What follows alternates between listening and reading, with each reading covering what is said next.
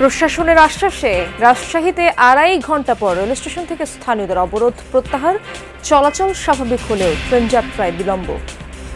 Nandangachhi station ২ ঘণ্টা ২০ minute rail line অবরোধ করেছিল। উক্ত অবরোধের কারণে সিল্ক সিটি এবং বনলতা ও মধুমতি এক্সপ্রেস কিছুটা বিলম্বে চলাচল করছে। পদ্মা সেতুর কনস্ট্রাকশন ইয়ার্ড রক্ষা বাঁধে ভাঙন, হুমকির মুখে কয়েকটি গ্রামের মানুষ। কাজ শুরু করেছে পানি উন্নয়ন বোর্ড। রাঙামাটিতে পাহাড় ধসের শঙ্কা, ঝুঁকিপূর্ণভাবে বসবাস কয়েক হাজার পরিবারের। কার্যকর উদ্যোগ নেই প্রশাসনের। কোনো বাড়িঘর নাই, জায়গা নাই, স্থান নাই, কোথায় যাবো আমরা? জীবন বাজি রেখে আমরা এই পাহাড়ে আছি। ভয় লাগে, একটু ঠাড়া মারলে মানে কথা একটু বৃষ্টি আইলে।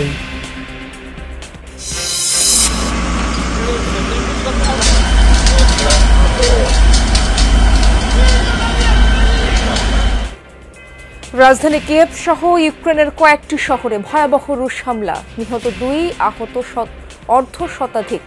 ক্ষতিগ্রস্ত Saint Sophia cathedral.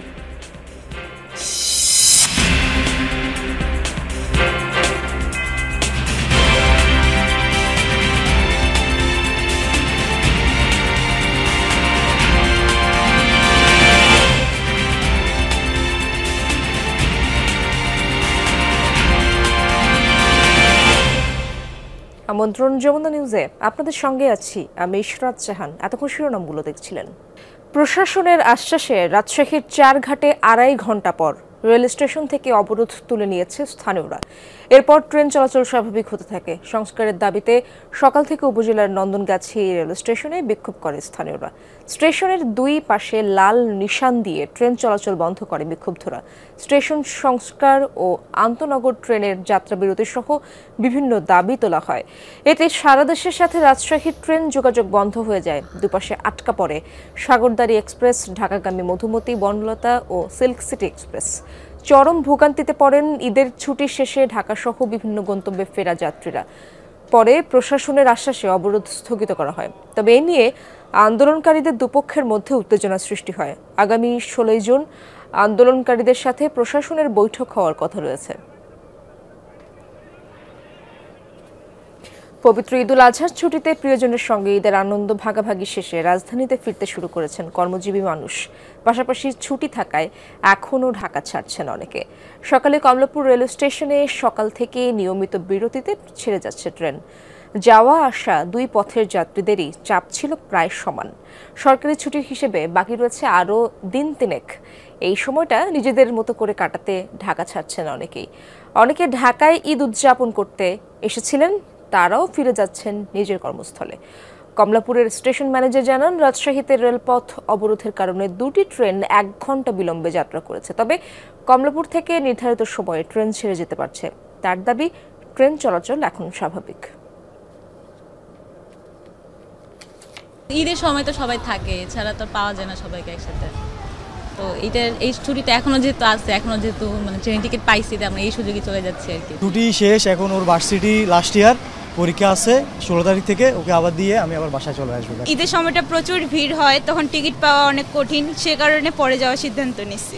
Nandangachhi station, যেটা পাকশি ডিভিশনের আওতাভুক্ত, ওখানে স্থানীয় জনসাধারণ আন্তনগর ট্রেনের যাত্রা বিরতির জন্য ২ ঘণ্টা ২০ মিনিট রেল লাইন অবরোধ করেছিল। উক্ত অবরোধের কারণে সিল্ক সিটি এবং বনলতা ও মধুমতি এক্সপ্রেস কিছুটা বিলম্বে চলাচল করছে। ট্রেনের পাশাপাশি বাসেও রাজধানীতে ফিরতে শুরু করেছেন কর্মজীবী মানুষ। একই সাথে ঢাকা ছাড়ছেন অনেকে। দর্শক, এ বিষয়ে আরও জানবো। সায়দাবাদ বাস টার্মিনাল থেকে যুক্ত হচ্ছেন আমার সহকর্মী রিয়াজ রায়হান। রিয়াজ, বাসে ঢাকায় ফেরা মানুষের চাপ কেমন দেখছেন জানাবেন।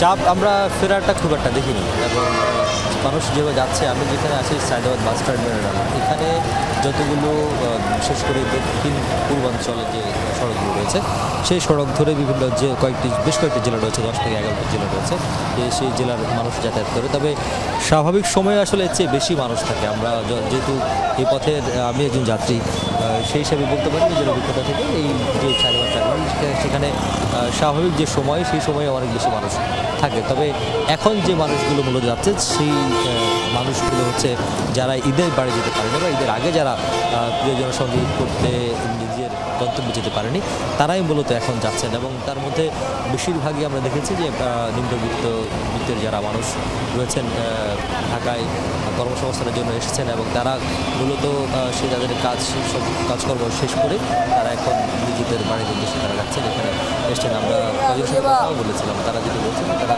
সব কাজ শেষ করে দিয়ে তারা এখন প্রিয়জনের সাথে ঈদ করতে তারা যাচ্ছেন, যেহেতু ঈদের আগে যেতে পারেনি এখন তারা যাচ্ছেন। আর পরিবহন সংশ্লিষ্ট যারা রয়েছেন তারা বলছেন যে চাপ রয়েছে, যে আসলে সেই অর্থে চাপ নেই যে অর্থে স্বাভাবিক সময় যে সময় চাপ থাকে সেই ধরনের চাপ নেই। তবে এখনও ঈদের ছুটি যেহেতু শেষ হয়নি, এখনও মানুষ ঢাকা ছাড়ছেন, আর ফেরার চাপটা খুব একটা বেশি নেই বলে তারা জানিয়েছেন। এবং অনেকগুলো পরিবহন ঈদের আগে যেমনটি হয় যে ঢাকা থেকে একেবারে পরিপূর্ণ হয়ে যায় এবং ঢাকার বাইরে থেকে খালি আসে, ঠিক ঈদের পরের চিত্রটা হয়েছে সেরকম। অর্থাৎ ঢাকার বাইরে থেকে এখন বাসগুলো অনেকগুলোই যাত্রী শূন্য অবস্থায় আসছে এবং ঢাকা থেকে অনেকটাই পরিপূর্ণ হয়ে যাচ্ছে, এমন হয়ে যাচ্ছে। রিয়াজ, ধন্যবাদ আপনাকে। কোরবানির ঈদের দিন প্রবল স্রোতের কারণে আবারও নদীতে ধসে পড়েছে পদ্মা সেতুর কনস্ট্রাকশন ইয়ার্ড বাঁধের প্রায় 200 মিটার এলাকা। আতঙ্কিত হয়ে ঘরবাড়ি সরিয়ে নিচ্ছেন পাড়ের মানুষজন। ভাঙন রোধে কাজ শুরু করেছে পানি উন্নয়ন বোর্ড।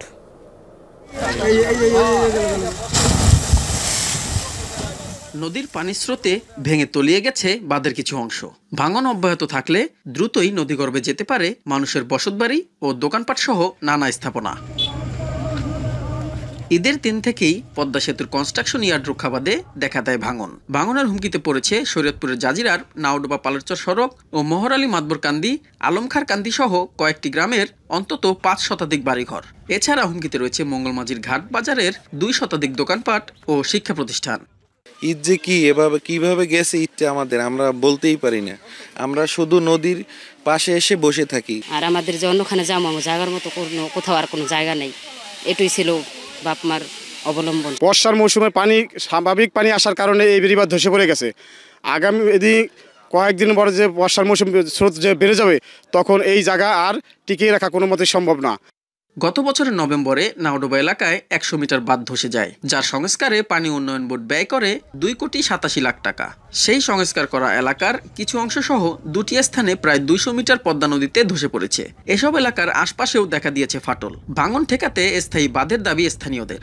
আর এই বেড়িবাঁধ দেওয়া ছিল বিদায় এটার ভরসা আমরা কেউ 3তলা বিল্ডিং, 2তলা বিল্ডিং, কেউ 1তলা বিল্ডিং করছে। এদের আগে ভাঙছে একবার, আবার আইন হেন রাখছে। এখন যদি নেওয়া জায়গা ঘরবাড়ি তো আমরা সর্বহারা। এই গণবসতি ভাঙা ধরে সরে হারতে পারবো না। ভাঙন কবলিত এলাকায় স্থায়ী বাঁধ না দিলে চলতি বছর পূর্ব নাওডোবা ইউনিয়নের 70 ভাগ নদীতে ধসে যেতে পারে বলছেন ইউপি চেয়ারম্যান। স্থায়ী বাঁধ না হয় তাহলে মনে করেন পূর্ব নাওডোবা ইউনিয়নের 70% লোক আর কি নদীর সম্মুখীন হয়ে পড়বে। ভাঙনে ক্ষতিগ্রস্তদের সহযোগিতার আশ্বাস উপজেলা প্রশাসনের। চেষ্টা করব আগামীকালের মধ্যে থেকেই যে ওই যে জিও ব্যাগগুলো ফেলানোর পার্মানেন্ট সলিউশনের জন্য প্রকল্প নেওয়া হয়েছে। এটার কাজও দ্রুত শুরু হয়ে যাবে। এখন যেটা আমাদের সমস্যা সেটা হচ্ছে লেবার পাওয়াটা একটা সংকট। আমাদের মাঠ পর্যায় থেকে এবং উপরে আমাদের নির্দেশনা রয়েছে অতি দ্রুত এখানে হচ্ছে জিও ব্যাগ ডাম্পিং করার জন্য। 2010-11 সালে পদ্মা সেতু থেকে মাঝিরঘাট হয়ে পূর্ব নাওডোবা আলমখার কান্দি 0 পয়েন্ট পর্যন্ত 110 কোটি টাকা ব্যয়ে 2 কিলোমিটার পদ্মা সেতু প্রকল্পের কনস্ট্রাকশন ইয়ার্ড বাঁধটি নির্মাণ করে সেতু কর্তৃপক্ষ। SM Shakil, Jamuna News, Shariatpur. রাঙ্গামাটিতে পাহাড়ের পাদদেশে ঝুঁকিপূর্ণভাবে বসবাস করছে কয়েক হাজার পরিবার। 8 বছর আগে এই জুনেই পাহাড় ধসে মৃত্যু হয়েছিল 120 জনের। তারপরও পাল্টায়নি চিত্র। বন্ধ হয়নি অবৈধ বসতি স্থাপন। প্রশাসনেরও নেই কার্যকর কোনো উদ্যোগ। টানা বর্ষণের কারণে এবারও দেখা দিয়েছে পাহাড় ধসের সংখ্যা। যথারীতি মাইকিং করলেও বসবাসরতরা সরতে নারাজ। এই চিত্র রাঙ্গামাটির পশ্চিম মুসলিম পাড়া, সনাতন মন্দির ও যুব উন্নয়ন অফিস এলাকা, শিমুলতলি রেডিও স্টেশনের পাশে এবং রূপনগরের কাপ্তাই পৌরসভা সদরসহ বিভিন্ন স্থানে পাহাড়ের পাদদেশে ঝুঁকিপূর্ণ বসবাস কয়েক হাজার পরিবারের, বেশিরভাগই নিম্ন আয়ের শ্রমজীবী মানুষ। ভয় লাগলো, কি করবো, আমরা সব অসহায় এখানে, আমরা কিস্তি মিস্তি নিয়ে ঘরবাড়ি করছি এখানে, আমরা জীবন বাজি রেখে আমরা এই পাহাড়ে আছি। ভয় লাগে, একটু ঠাড়া মারলে মানে কথা একটু বৃষ্টি আইলে এটা নিজের কাছে নিজে অন্য ধরনের ইয়া লাগে। কোনো বাড়িঘর নাই, জায়গা নাই, স্থান নাই, কোথায় যাবো আমরা? পুনর্বাসন করবার লাগিয়া তো এই পর্যন্ত ঘরে নাই। পাহাড় ধসে প্রাণহানি ঘটে প্রায়, তারপরও বন্ধ হচ্ছে না পাহাড় কেটে ঝুঁকিপূর্ণ ও অবৈধ বসতঘর নির্মাণ। শুধু বর্ষা মৌসুম আসলেই চলে মাইকিং এবং সরিয়ে নেয়ার তোড়জোড়। শুধু বর্ষাকালে আসলে তৎপরতা দেখালে হবে না, সারা বছর জুড়ে এটা নজরদারি করতে হবে এবং স্থায়ীভাবে একটি সমাধানের জন্য প্রশাসনকে চিন্তা ভাবনা করতে হবে। এবছরও ভারী বর্ষণের কারণে দেখা দিয়েছে পাহাড় ধসের শঙ্কা।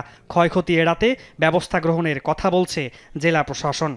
অবৈধ দখল করে মানুষজন বিভিন্ন ভাবে বসবাস করছে বা অভিযোগ আমাদের কাছে আছে, সেটা আইনি বিষয়, সেটি আমরা আইনগতভাবে সেটা দেখব।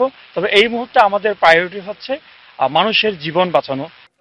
2017 সনের 13 জুন অতিবৃষ্টি ও পাহাড় ধসে রাঙ্গামাটিতে 120 জন, খাগড়াছড়িতে 5 জন এবং বান্দরবানে 3 জনের মৃত্যু হয়। ভয়াবহ সেই ঘটনার পরও পাল্টায়নি পাহাড়ের চিত্র। মামুন নুরশিদ অভি, যমুনা নিউজ। যুক্তরাজ্য সফরের অংশ হিসেবে আগামীকাল 12 জুন ব্রিটিশ রাজা তৃতীয় চার্লসের সঙ্গে সাক্ষাৎ করবেন প্রধান উপদেষ্টা ডক্টর মোহাম্মদ ইউনূস। শান্তি, স্থায়িত্ব, সম্প্রীতি প্রতিষ্ঠায় অবদানের জন্য এদিন তার হাতে তুলে দেওয়া হবে the King's Charles Harmony Award. এরপর 13 জুন বিএনপির ভারপ্রাপ্ত চেয়ারম্যান তারেক রহমানের সাথে বৈঠক হওয়ার কথা রয়েছে ডক্টর ইউনূসের। নির্বাচন সহ চলমান বিভিন্ন ইস্যুতে আলোচনার আভাস পাওয়া গেছে। সফরে যুক্তরাজ্যের পররাষ্ট্র সচিব, জ্যেষ্ঠ মন্ত্রী, রাজনৈতিক নেতা এবং যুক্তরাজ্যের নীতি ও ব্যবসায়িক সম্প্রদায়ের প্রভাবশালী ব্যক্তিত্বদের সাথেও সাক্ষাৎ করবেন প্রধান উপদেষ্টা। বৈশ্বিক ও আঞ্চলিক বিষয়ের পাশাপাশি সাবেক প্রধানমন্ত্রী শেখ হাসিনার আমলে যুক্তরাজ্যে পাচার হওয়া অর্থ শনাক্ত এবং পুনরুদ্ধার পাবে গুরুত্ব। মঙ্গলবার লন্ডনে পৌঁছে বেশ কিছু ব্যবসায়িক প্রতিষ্ঠানের সাথে বৈঠক করেন বাংলাদেশের অন্তর্বর্তী সরকার প্রধান। তাছাড়া অল পার্টি পার্লামেন্টারি গ্রুপের সাথেও বৈঠক করেন ডক্টর মোহাম্মদ ইউনূস। পরে তার সাথে সৌজন্য সাক্ষাৎ করেন কমনওয়েলথের মহাসচিব।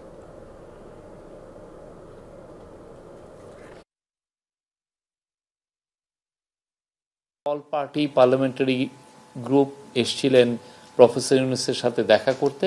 সেখানেও 1 ঘন্টারও বেশি পারস্পরিক মিউচুয়াল ইন্টারেস্টের জায়গায় যেগুলো আছে সেগুলো নিয়ে আলাপ হয়েছে। রোহিঙ্গা ইস্যু খুব প্রমিনেন্স পেয়েছে।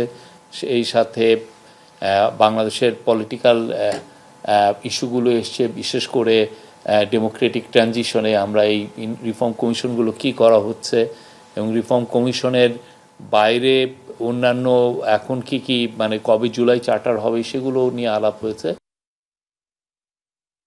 2 সন্তান আর স্ত্রীকে নিয়ে ঈদের ছুটিতে কক্সবাজার বেড়াতে গিয়েছিলেন শাহানুর রহমান।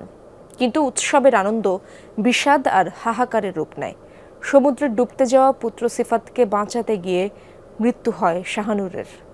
অশীতিপর বৃদ্ধ বাবা এখনও জানেন না পুত্র ও নাতি বিয়োগের কথা। রাজশাহীর মহিষবাথান এলাকায় তাদের বাড়ি এখন শোকস্তব্ধ।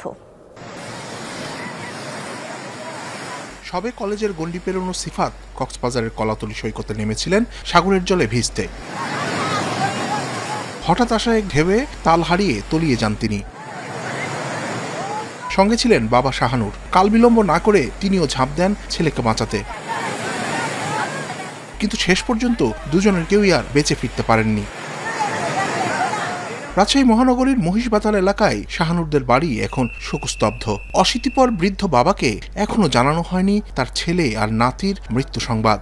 এখন পর্যন্ত আমরা কেউই বলি না, শুধু বলতেছি যে হসপিটালে আছে, 72 লাইফ সাপোর্টে আছে, জ্ঞান ফিরলে বাকিটা বলা যাবে। 4 জুন রাজশাহী থেকে ঢাকায় ঈদ করতে যান শাহানুর। চাকরির সূত্রে সেখানে তার স্ত্রী বাস করেন। ঢাকা থেকেই 2 সন্তান সহ এই দম্পতি কক্সবাজার যান ছুটি কাটাতে। রাজশাহী থেকে ঢাকা যাওয়ার উদ্দেশ্য করে সেদিন রাত্রে যখন উপরে আসি, কাকু আমাকে ডাকে দিয়ে বলে, বাবা তো দাদাকে তো আমি কিছু বলে যাচ্ছি না, শুধু বলে যাচ্ছি যে ঢাকা যাচ্ছি, তো দেখে শুনে রাখিস, ভালো থাকিস তোরা। সিফাত সাঁতার জানতেন না, শাহানুর সাঁতার জানলেও বেশ কিছুদিন ধরে ভুগছিলেন হৃদরোগে। আমার ভাইটা খুব অসুস্থ থাকতো, হার্টের সমস্যা ছিল, খোঁজ খবর নিতাম। এটাই নিহতই পিতা পুত্রের মরদেহ বুধবার নাগাদ রাজশাহীতে আসবে বলে জানান পরিবারের সদস্যরা। শিবলি নোমান, যমুনা নিউজ, রাজশাহী। আবারও রুশ বাহিনীর ভয়াবহ আগ্রাসনের শিকার ইউক্রেন। মঙ্গলবার রাতভর দুটি শহরে চলে ব্যাপক ড্রোন ও ক্ষেপণাস্ত্র হামলা। রাজধানী কিয়েভে নিক্ষেপ করা হয় ৩১৫টি ড্রোন এবং 7টি ব্যালিস্টিক ও ক্রুজ মিসাইল। এতে ক্ষতিগ্রস্ত হয় শহরটির ঐতিহাসিক সেন্ট সোফিয়া ক্যাথেড্রাল। এতে ক্ষোভ প্রকাশ করেছেন প্রেসিডেন্ট ভলোদিমির জেলেনস্কি।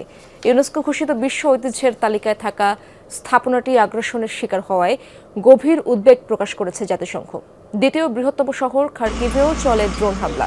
এতে নিহত হয় 2 জন, শিশুসহ আহত অর্ধশতাধিক। প্রশাসন জানায় অন্তত 17টি ড্রোন ছোড়া হয়েছে শহরটিতে।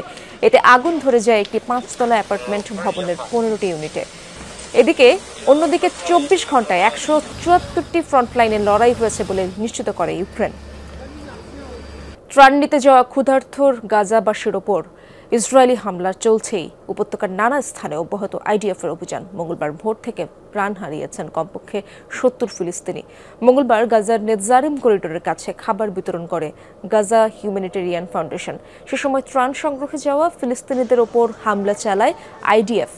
শিশুসহ নিহত হন অন্তত 20 জন, আহত 2 শতাধিক। নির্বিচারে ফিলিস্তিনিদের হত্যা করায় রীতিমতো কসাইখানায় পরিণত হয়েছে এসব ত্রাণ কেন্দ্র।